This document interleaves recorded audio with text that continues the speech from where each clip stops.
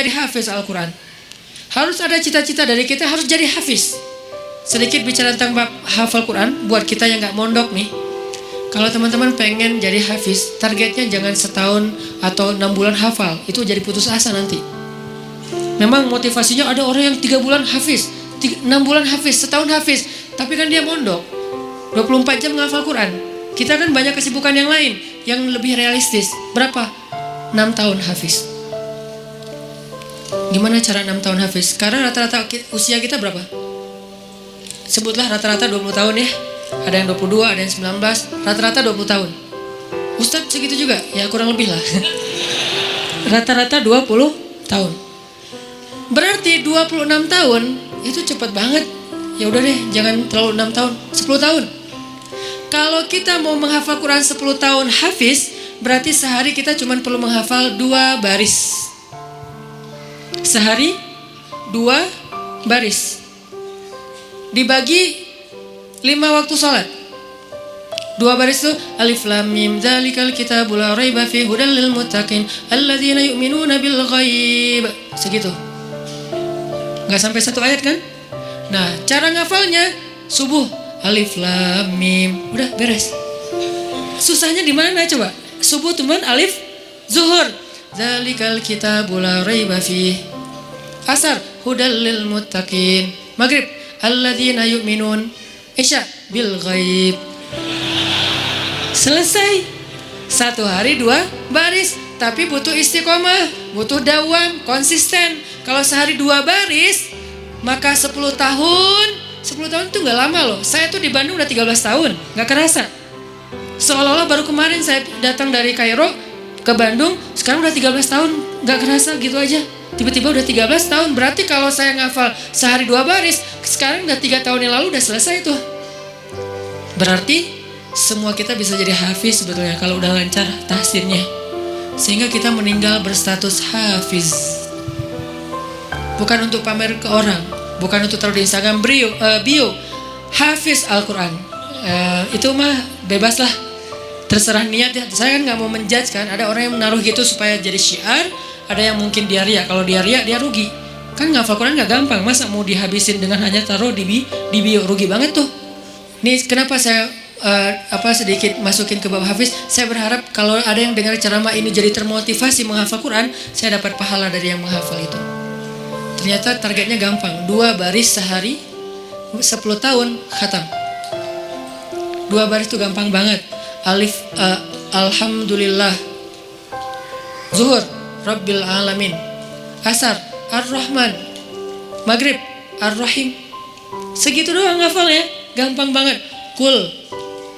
Zuhur ya. Asar ayyuhal. Gitu doang kan. Saking gampangnya. Kapan itu khatamnya Ustadz? Gak tahu pas sakaratul maut kali. Saking pendek-pendeknya. Nah maksud saya, target sebelum meninggal hafiz. Tapi kan kita gak tahu usia kita Ustadz. Memang kita gak tahu. Ini mah target semampu kita.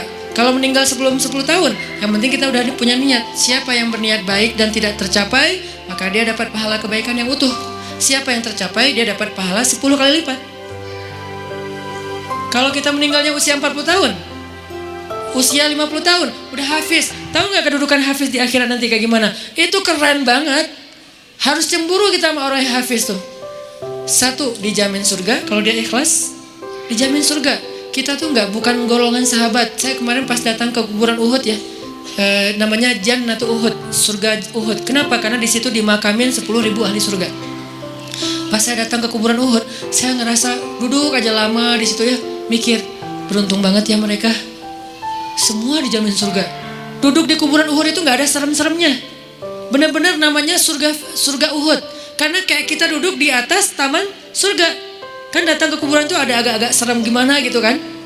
Ini gak ada seremnya sama sekali. Nyaman, merpatinya banyak, hinggap di atas kuburan-kuburan itu. Dan di atas kuburan itu kita bisa tahu beberapa. Ini kuburan Sayyidah Aisyah, ini kuburannya Ibrahim anak Rasulullah, ini kuburannya Imam Malik, ini kuburannya misalnya Fatimah, ini kuburannya Ummu Kulsum, putri-putri Rasulullah.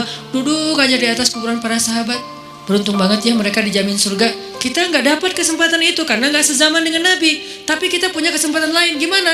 Hafiz Al-Quran, dijamin surganya. dengan syarat ikhlas dan tidak berbuat dosa besar. Dijamin surga. 1. Kedua, bisa bawa 10 orang selain mantan ke surga. Kasihan juga ya mantan ini ya. Makanya jangan jadi mantan.